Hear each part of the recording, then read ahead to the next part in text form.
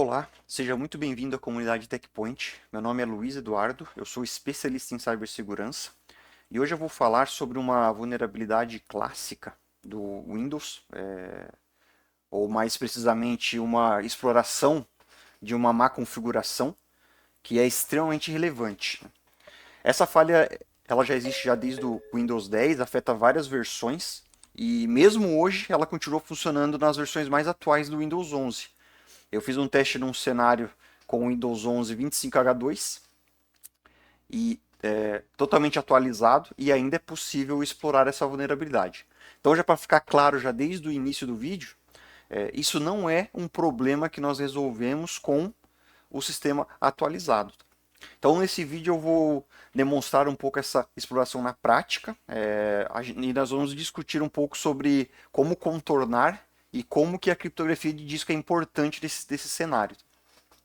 Então, para a gente ter um contexto dessa exploração, vamos imaginar um cenário corporativo ou um cenário de uso pessoal de notebooks em que a pessoa ou o funcionário ele perde esse notebook ou tem esse dispositivo furtado. Então, nós estamos em posse de um dispositivo em que nós não temos a senha, nós não temos acesso à senha. Né? Então, nós vamos partir desse conceito. Tá? Então, aqui para a nossa demonstração, vamos imaginar um cenário que nós estamos em posse de um dispositivo que foi roubado ou foi perdido, tanto um dispositivo de um contexto corporativo ou de um contexto de uso pessoal, e nós não temos a senha, né, de nenhum usuário aqui nesse momento, né, nem usuário local, nem do administrador, nem de outros usuários comuns. E basicamente o que nós iremos precisar para fazer essa exploração é de uma imagem de instalação do sistema, tanto o Windows 10 quanto o Windows 11, uma imagem ISO, que nós podemos ter acesso facilmente, de forma oficial, no site da Microsoft. Né? Então aqui nós vamos encerrar o nosso dispositivo e vamos indicar a nossa imagem de instalação. Então aqui eu já fiz o download da ISO para fazer a instalação das minhas VMs. Então eu já tenho aqui a minha ISO que eu baixei no site da Microsoft. Então uma imagem, uma ISO de instalação do sistema. Então eu indiquei aqui na minha unidade de CD e DVD. Aqui eu estou no contexto virtual, mas se nós estivéssemos utilizando uma máquina física, nós faríamos um pendrive bootável utilizando essa imagem ISO. Então nós vamos iniciar o nosso dispositivo. Então aqui nós vamos dar boot no nosso sistema utilizando a nossa unidade de disco.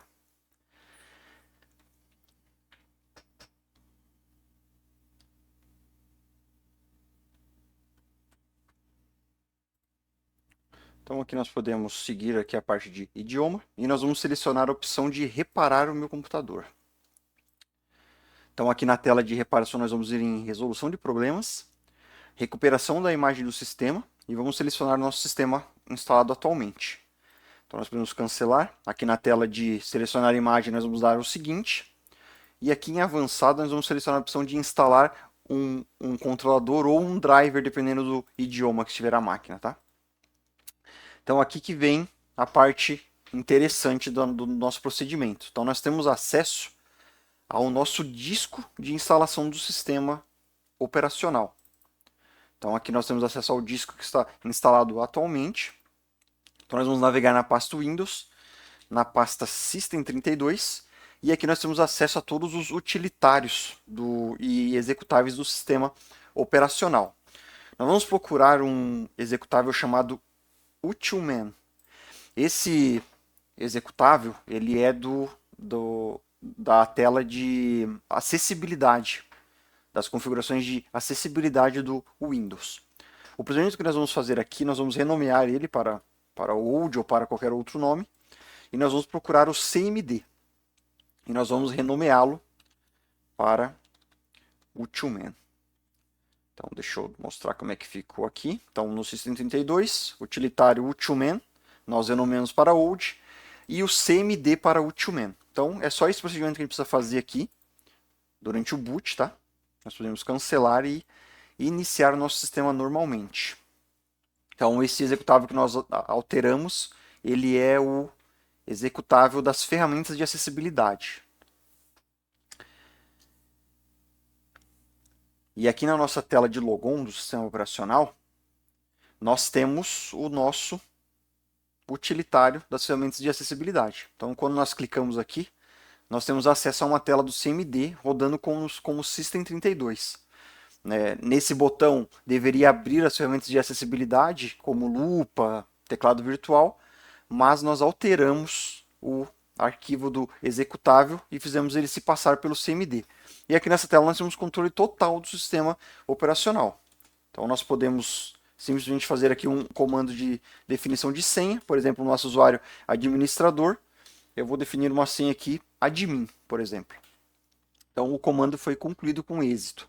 Então nesse momento nós temos acesso, nós definimos uma senha para o usuário e nós temos acesso ao sistema operacional. Então note que essa exploração nós não precisamos fazer a instalação de nenhum programa, né, de nenhum tipo de script ou de programa externo. Nós utilizamos apenas ferramentas da própria Microsoft. Agora vamos discutir um pouco por que isso foi possível, tá? Aqui, como eu falei para vocês, eu estou utilizando uma versão do sistema, o Windows 11 25H2, que é a última versão disponível, né, no site oficial da Microsoft. Então ela está com todas as atualizações aplicadas. E isso foi possível porque nós temos acesso ao disco de forma clara. Nós não temos criptografia aplicada nesse disco da instalação aqui do nosso sistema. Então, lá no processo de boot, nós temos acesso em texto claro ao nosso dispositivo de disco. Então, aqui nós temos a importância de aplicarmos criptografia de disco nas nossas unidades de disco, né? Então, como que nós podemos contornar essa vulnerabilidade? A ação mais simples e mais recomendada é nós utilizarmos o BitLocker, né?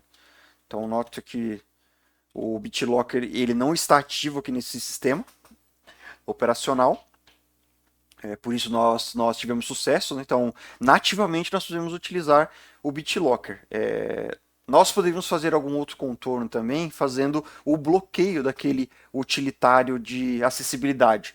Né? Se não for um cenário que não tem necessidade, né, de um ambiente corporativo, ou de uso pessoal que não tenha necessidade de utilizar ferramentas de acessibilidade, nós poderíamos fazer o bloqueio da execução daquele executável. Né? Nós temos algumas opções para fazer isso. Para bloqueio de aplicações, por exemplo, uma das mais conhecidas é o AppLocker, né, que nós podemos utilizar. Mas o AppLocker ele não é efetivo nesse cenário, porque o AppLocker trabalha num contexto de usuário e ele não consegue bloquear a execução na tela de logon. Eu fiz um teste com o AppLocker quando eu descobri essa vulnerabilidade e mesmo com as aplicações, com a aplicação de acessibilidade bloqueada, ele não consegue fazer o bloqueio na tela de logon. Então ele não seria efetivo nesse caso, tá? Nós teríamos uma outra opção, que é a ferramenta chamada WDAC, que é Windows Defender Application Control. Esse método de bloqueio de executáveis ele é feito direto no kernel do sistema. Ele seria efetivo nesse caso, mas ele é muito complexo de ser implementado. Então, ele, além de ser complexo, ele também gera alguns riscos se ele for mal configurado. Então, ele não é recomendado, né? Seria possível. Então, a ferramenta mais recomendada para nós ficarmos seguros seria a ativação do BitLocker. Então, eu vou mostrar aqui para vocês um outro cenário com a mesma máquina, mas com o BitLocker habilitado dessa vez, tá? Nós já temos o controle da senha. E aqui nesse cenário nós já estamos com o BitLocker habilitado, que é a nossa criptografia de disco, tá? Então ela já está ativada, né? Aqui. E eu vou tentar fazer o mesmo procedimento agora com o nosso disco criptografado. Então nós vamos dar boot pela nossa unidade de disco.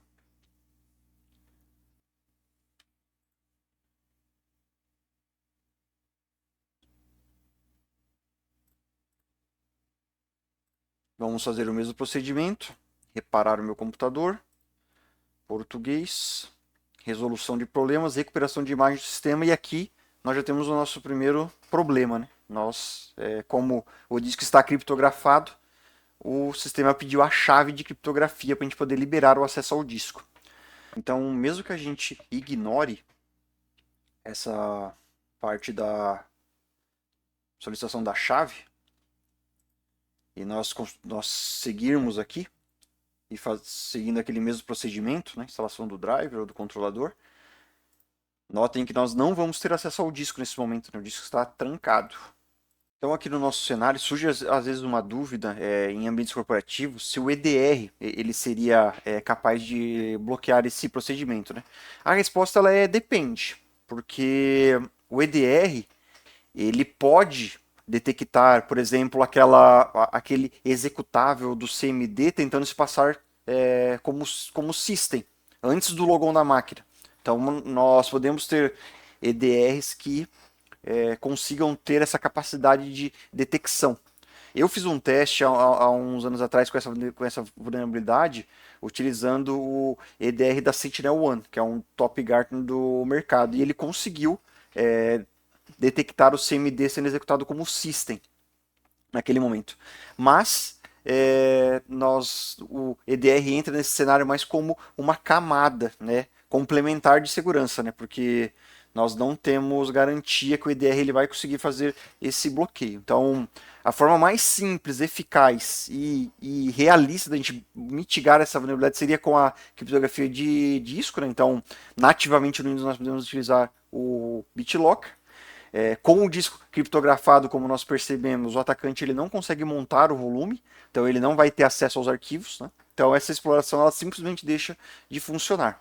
E além do BitLocker, né, o ideal seria nós combinarmos senha na BIOS, bloqueio de boot por mídia externa, né, no caso de dispositivos físicos, Secure Boot ativado, né, e o EDR como uma camada complementar, como eu comentei. Né? Então, a nossa conclusão aqui é que segurança não é só patch, né? Então não adianta a gente ter um sistema 100% atualizado se nós não utilizamos outras camadas de segurança ou boas configurações. Né?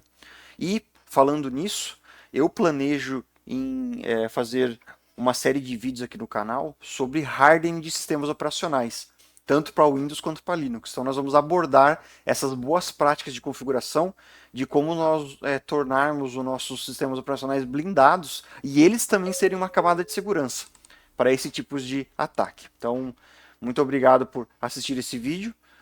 Se inscreva no canal e se você gostou do conteúdo, deixa um like.